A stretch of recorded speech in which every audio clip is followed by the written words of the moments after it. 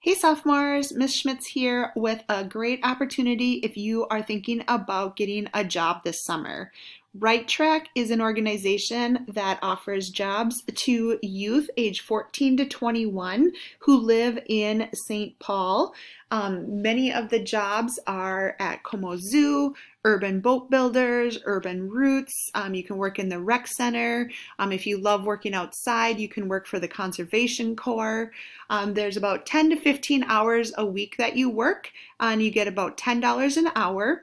The application deadline is coming up quickly. It is due February 28th, and I have posted the job application in Schoology in the class of 2023 page.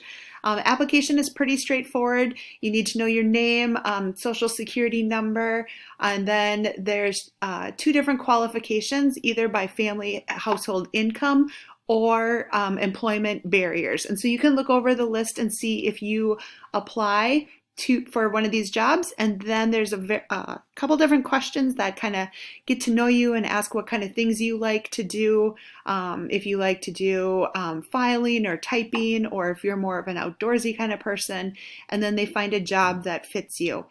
You will also need to upload a resume, so if you need help with that, I will be posting a video for foundations in a couple days to help you do a resume.